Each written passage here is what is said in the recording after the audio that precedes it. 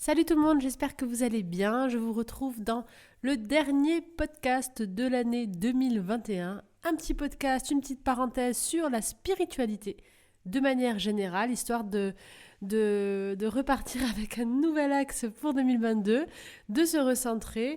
Et le thème de cette vidéo, c'est « Et puis merde ». Donc pourquoi « Et puis merde » Parce que ce que je voulais vous partager aujourd'hui, c'est se dire, et si on lâchait ce besoin perpétuel d'être trop dans le travail sur soi, être la meilleure version de soi-même, travailler en soi, ses émotions, essayer de se comprendre, se torturer l'esprit et conscientiser tout. En fait, je crois qu'il y a des situations sur Terre, dans notre vie, des gens, des conflits, des situations qui nous amènent à dépasser nos limites, qui génèrent en nous des émotions. Et c'est tout à fait normal.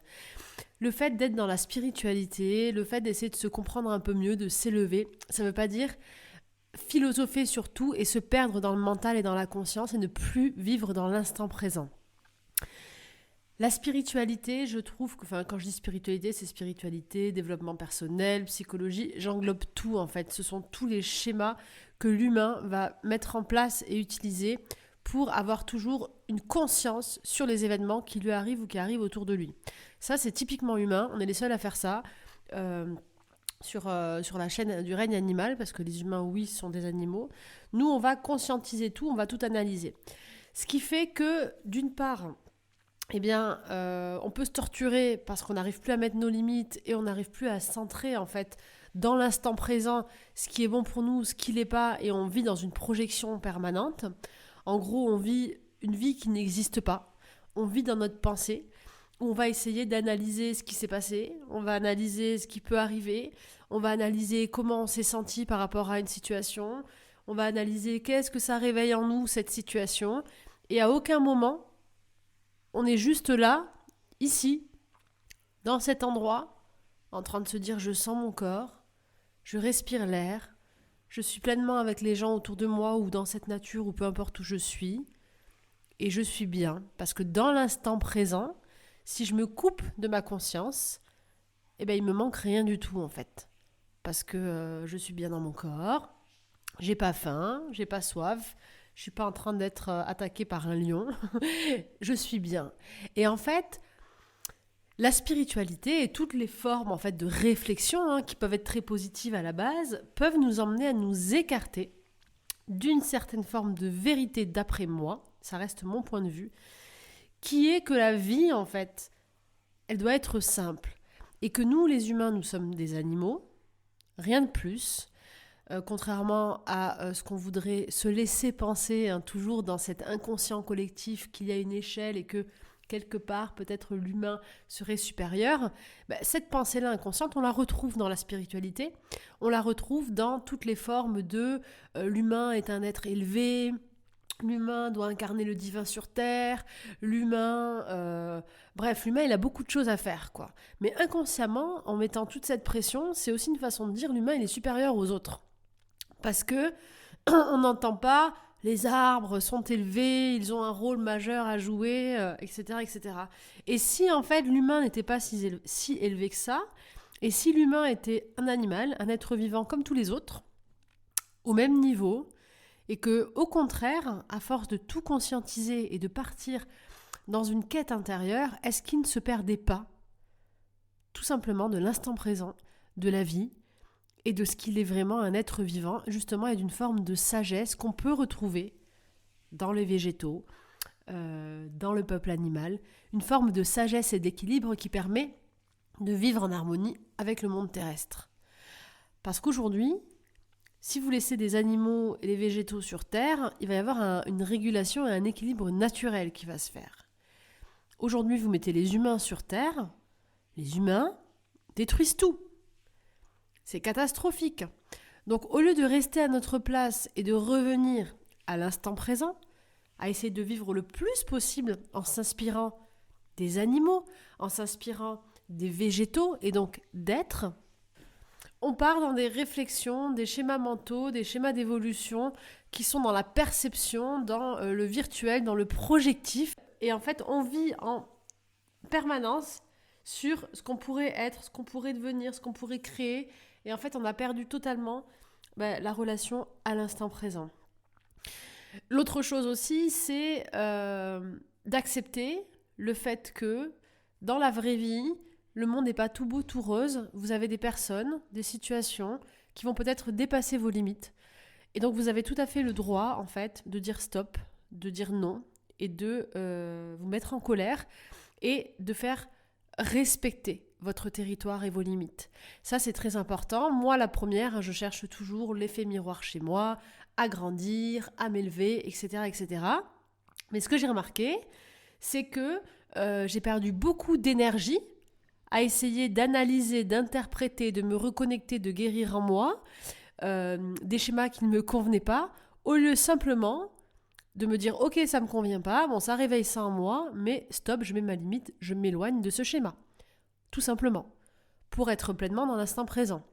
Donc, je m'inspire beaucoup des animaux, parce que, comme je vous le dis, avec toutes ces pensées, tous ces schémas, toutes ces croyances, tout ce qui vient de l'humain, j'essaye vraiment de faire le parallèle, moi, avec la nature. C'est ce qui m'inspire.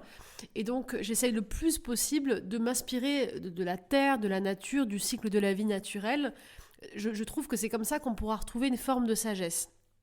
Et donc, je m'inspire beaucoup des animaux. Et pour être revenue d'Afrique du Sud il n'y a pas longtemps, quand on observe les animaux sauvages, encore à l'état sauvage, vous avez donc une loi de la nature qui est fondamentale avec des animaux qui vont chercher à se nourrir, vous avez des prédateurs, vous avez des animaux qui, des animaux pacifiques, certaines fois, qui vont être mangés par les prédateurs.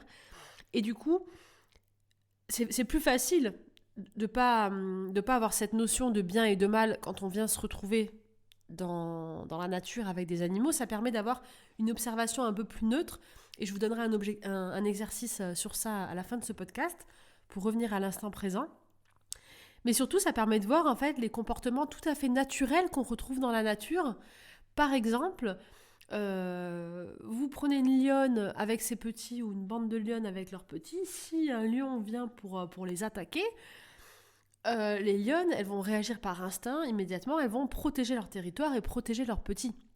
Et c'est tout à fait normal. On ne va pas leur en vouloir de protéger leurs petits.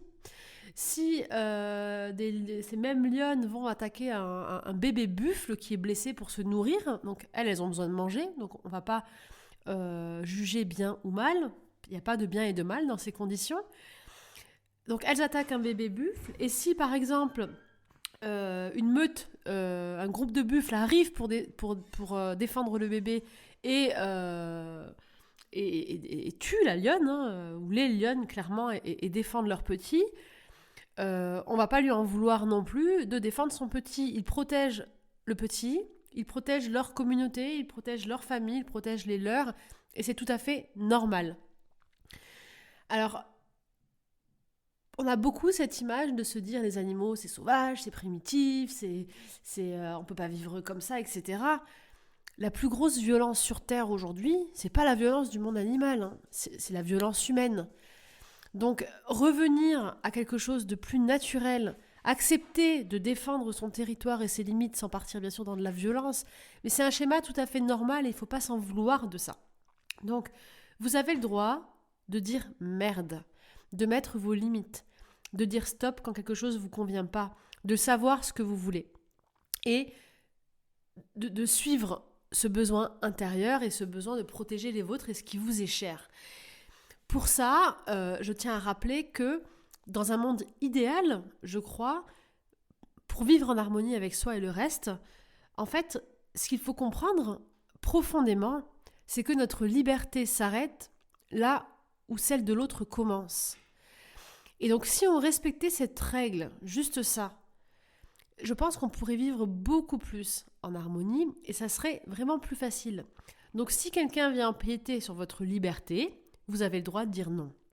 Au même titre que si quelqu'un vous dit non et vous rentre dedans parce que vous avez empiété sur sa liberté, que ce soit de manière physique, gestuelle ou verbale, eh bien ça sera bien fait pour vous. Parce qu'elle aura mis ses limites en fait.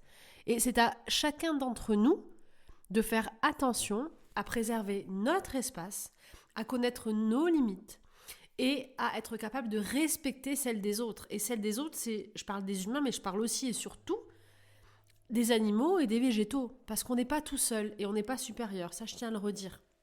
Ensuite, pour ça, pour réussir à vivre toujours en étant en harmonie avec le reste, parce que l'idée, c'est pas de rentrer en guerre quand quelque chose ne me convient pas, je l'envoie balader. L'idée, c'est plutôt, et je reviens sur une religion que j'ai étudiée, que j'aime beaucoup, qui est très intéressante, c'est l'islam. Je suis une folle des religions, j'adore. Et donc, on parle beaucoup de l'intention en islam.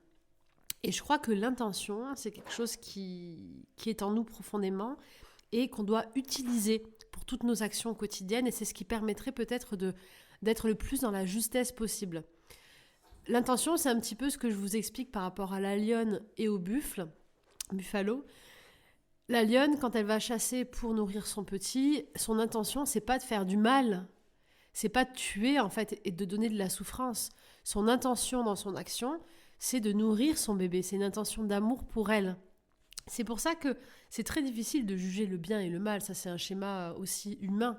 Parce que chacun a son intention pour lui-même qui est positive. Le buffle, quand il va se défendre et quand la meute vient défendre le petit et tuer les lionnes, leur intention, elle est louable, c'est de protéger leur petit en fait et d'essayer de sauver leur petit. Nous, si on essayait de se concentrer sur simplement l'intention qu'on met dans toute chose, essayer de faire nos actions, d'avoir des pensées qui soient portées par une intention d'amour, une intention positive pour nous et aussi pour les autres, ça permettrait, je pense, de rééquilibrer un petit peu les relations et les limites de tout à chacun. Alors forcément, dans un conflit, vous aurez la personne A, son intention, ça sera positif pour elle, elle aura peut-être une bonne intention pour elle, alors que la personne B, son intention à elle, ça sera pour son bien-être à elle. On ne peut pas juger qui a raison, qui a tort, et on peut avoir cette problématique de limite des deux personnes, et on peut rentrer dans un conflit. Et à ce moment-là, le fait de revenir dans l'instant présent et dans quelque chose de plus naturel et de ne pas chercher dans la projection à comprendre, à analyser, etc., ça permet peut-être de vivre la scène de manière plus simple, de se dire « Ok, moi, mon intention pour moi, c'était ça. » Et l'exercice qu'on va pouvoir faire, c'est simplement d'essayer de prendre une troisième position dans tout ce qu'on vit, une position méta.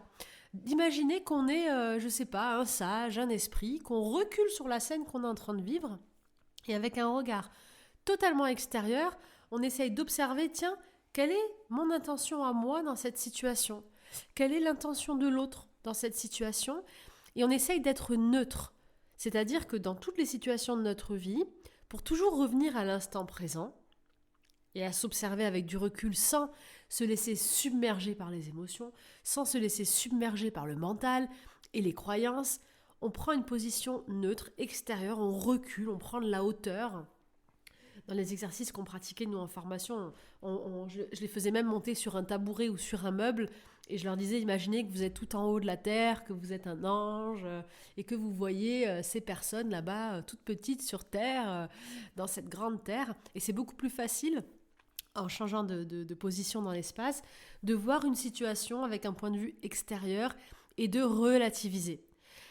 Et de faire ça, ça permet en fait de toujours, et je pense que ça c'est important aussi, se mettre aussi à la place de l'autre et prendre du recul sans jugement bien mal, se dire moi là dans cette situation, j'ai eu l'intention de ça et c'est tout à fait louable.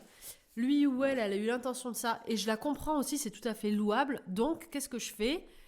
Je pose mes limites et je m'en vais en fait. Ou je dis stop à une situation qui ne me convient pas. Mais il n'y a pas besoin de venir pendant des heures interpréter, analyser, se torturer le cerveau à se dire pourquoi et qu'est-ce que je peux apprendre, etc., etc. Parce que à chaque fois qu'on fait ça, on vit en fait dans la pensée, on vit dans l'analyse, on vit dans des projections. Et en fait, on n'est pas en train de profiter ici, maintenant, de dire ok, ça s'est passé, hop, je passe à autre chose, tout simplement. Le conflit est terminé, la situation est terminée, ça ne me convient pas, hop, je m'en vais, ou je dis stop, et je continue à vivre. Et donc, le but de ce podcast, c'était de se dire qu'en 2022, on pourrait essayer de vivre beaucoup plus simplement, de s'identifier au monde animal, au monde végétal, de travailler à être sur l'instant présent. C'est la méditation que je vais vous faire cette semaine avec d'autres conseils pour réussir à revenir tout au long de la journée à l'instant présent. Essayez d'être simplement ici maintenant et de couper tout ce qui est projectif, de couper tout ce qui est mentalisation, analyse, interprétation de tout ce qu'on vit et de le vivre en fait. Au lieu d'analyser ce qu'on vit, de comprendre ce qu'on vit, vivons. C'est le plus gros message que je voulais vous faire passer pour cette fin d'année. Concentrons-nous sur l'intention qu'on met à toute chose, essayons d'être alignés avec ça. Inspirons-nous du monde animal, revenons à l'instant présent pour retrouver une forme de calme. Ensuite, pour réussir à décider mieux au quotidien de ce qui est bien ou mal pour vous et d'avoir une intention juste, ce qui est important, c'est de déterminer quelles sont nos valeurs. C'est important que vous ayez vos valeurs. Qu'est-ce qui est important pour moi ? Le respect, l'amour, la justice. Et pour ça, pour déterminer cette liste de valeurs qui est un petit peu comme une feuille de conduite, comme une ligne de bord en fait de quel genre d'humain est-ce que je veux être en fait dans ce monde ? Même si je veux vivre simplement et revenir à moi, quel genre d'individu je veux être ? Quelles sont mes valeurs ? Je vous recommande vraiment de faire la vidéo qui va s'afficher juste maintenant pour déterminer vos valeurs justement. Donc pour réussir à être le plus dans l'instant présent, sans analyser, sans se poser de questions, retrouvons le calme en nous, ayons une intention juste alignée à nos valeurs et autorisons-nous à dire merde, à mettre nos limites et à simplement nous aimer, nous accepter tels que nous sommes, sans se croire supérieurs, sans se sentir poussé d'un besoin d'élévation quelconque. Si on revient simplement à nous-mêmes et à ça, je crois que le monde ira mieux et qu'il n'y aura pas besoin d'essayer de sauver qui que ce soit ou d'élever quelque conscience que ce soit. Revenons à la vie simplement, nous sommes des êtres vivants. Revenons à la simplicité et harmonisons-nous avec les autres et je pense que tout ira bien pour 2022. Et donc la phrase, la citation pour clôturer cette année que je veux vous partager, que je vous invite à noter sur un papier, sur un post-it, sur votre frigo, à garder et à vous répéter, eh bien ça pourrait être en 2022, mon plus grand projet, c'est moi. Tout simplement. Je vous souhaite de merveilleuses dernières journées de cette année 2021, de vous aimer, de vous respecter, de vous faire confiance, de vivre l'instant présent, de profiter des vôtres, de profiter de la nature, de l'environnement, de profiter de vous prendre soin de vous, de votre corps, de vous aimer, de vous respecter et je vous souhaite tout le bonheur du monde. On se retrouve jeudi pour une méditation et des exercices encore pour réussir à vraiment incarner cette simplicité, cet instant présent et se détacher de toute forme émotionnelle négative, de toute peur, contrainte, croyance, schémas mentaux pour vivre le plus simplement possible. Je vous embrasse bien fort et je vous dis à jeudi.